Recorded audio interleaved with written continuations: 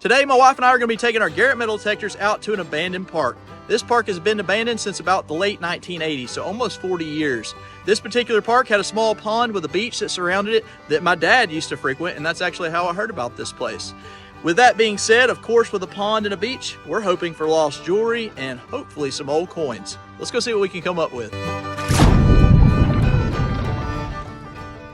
Today I'm going to be using my trusty Garrett Atmax. I'm going to be running in 0 mode.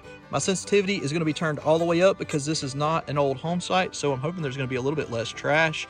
And I'm actually going to leave my iron disc off because I'm hoping there's not going to be a ton of nails at an old swimming hole. Let's go see what we can find. So it's very hard to imagine, but this used to be a lake bed. And we're in what would have been the bottom of the lake right now. Here's an aerial shot from 1959. You can see the swimming pond, 1974. Here it is again in 1981, and then boom, present day, it is long gone.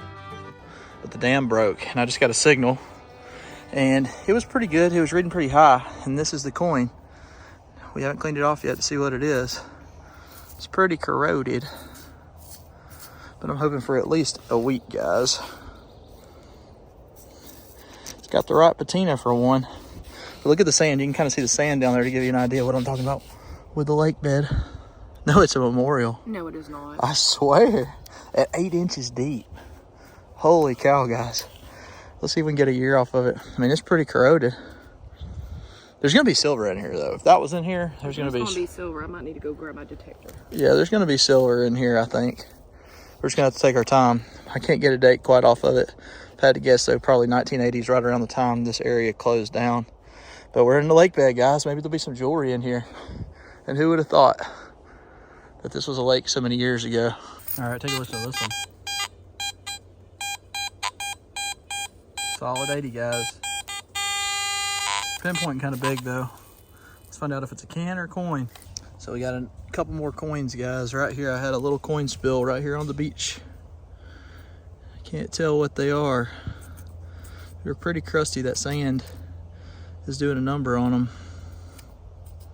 I have to do a little bit of work on these, and I'll tell you what they are after I clean them up a little bit. They probably are going to be stinking Lincolns, but they're right there at that breaking point of where there could be wheats, there could be silver. So we just got to keep going, guys. She's got, you got a dime? Can you see a year on it? It's not silver. It's not silver? So it's newer than a rosy. Let's see. I can't tell what my pennies are. I can tell that's a Lincoln, but... Or do you think it's a penny? It looks smaller than a penny. That's a dime. Yeah, I see the head is a dime. Yeah, there's coins in here, though. I mean, and we're right here where there could be silver, so... Wow, guys. We finally found a little coin pocket in this place. We've been looking for a little while.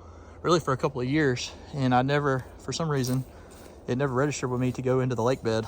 So 15 minutes, 4 coins? Yep, 15 minutes, 4 coins deep so far. Let's keep it going. So I came back, swung back over the hole, and this is the 3rd coin in the hole. Another Lincoln. But I can tell that this is the copper ones. These don't look like they're going to be zinking. So right there again, right around the silver. Let's see. There's more. So the other coin is a wheat cent. Look at there. I can see the 1 cent. Maybe you guys can. So I'm imagining a couple of those others that I just pulled out of this hole are wheat cents as well. That's a good sign, guys. That is a real good sign. Been a while since we've had a spot that produced coins that are in the silver era. These curb strips have been killing us, but right here we're just following this old block wall you see, because this is right along the edge of this pond. We got a lot to detect. This might be a good site for us for quite a while. It is turning into quite the nice coin spill. Another penny out of the same hole. I think that that's going to be the last target, but let's run the detector back over it together just to be sure. I am very, very shocked at how clean this site is. I guess with it being abandoned for 40 years, it makes sense, but we've only found about 4 bottle caps and 3 or 4 pull tabs so far. And for us, that's just about unheard of in Alabama. The main problem we're having right now is ticks. So far, we've pulled 4 ticks off, and we've only got about an hour till we've got to go pick up my daughter. So we're on a bit of a time constraint. However, if we are finding cool stuff, we're going to be definitely coming back here within the next couple of weeks. Let's get right back to the hunt. Signals everywhere. Kind of cherry picking at this point.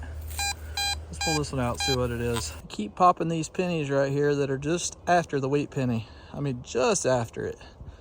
And no silver yet. I mean, I know it's in here, guys. I just don't know where it's at. We're just gonna have to keep going until we find at least one. So we've been up like where the beach was around the side right here. Now we're down here where they were actually been swimming, and the coins seem like they're in a little better condition. You can actually get a date off this one. Looks like it's gonna be 1969. There again, not quite old enough for what we're looking for, but still a really good sign that we're only 5 years off of silver. What is? I can't tell if it's a button, a snap, or... I know it was dropping off quick. What is that? It looks like it's a grommet. What's a grommet? Like what could have been around a tarp or something like that. A lot of times these are... Oh, yeah, the little rings in the tarp. Yeah, just keep it from tearing out. I think that's just a grommet. There's still stuff down in here that it looks like most of the time is underwater. And we haven't had a ton of rain, but we are not necessarily in a drought either. Usually this has water in the bottom, and the reason I can tell that is look at the pollen rings around the trees. That's how high the water normally is where we're at on every single tree. We've got a gauge. So we better metal detect everything we see that has dark pine straw, because the rest of the time of the year it's probably underwater. So we're gonna take a few minutes and spend time right down here instead of on the beach. It may not produce as much, but while we can get to it, we need to. I wonder if that was a diving board up there. That's what I thought. I think that might have been a diving board, which tells me right under that would be where jewelry would fall off. You think so? We better check. Hope you guys enjoyed prospecting with us today. It was a brand new site, one we've never detected before. I could not tell what half the coins were in the video, and that's because they were so corroded from being in the sand in the bottom of the lake for so many years. However, after cleaning them quickly with CLR, which is not the recommended way to clean coins, but I knew these weren't rare, I did end up with 3 wheat cents: 1941, 1944, and 1950. Over here we got 2 dimes, and then we got a bunch of pennies. The newest penny that we got today was a 1974. The newest dime we got was 1981, which is right around the time the park closed. With that being said, this is pretty cool, guys. We got a new site. We only had an hour to spend there. Of course, we didn't end up with any silver today, but I have high hopes for next time.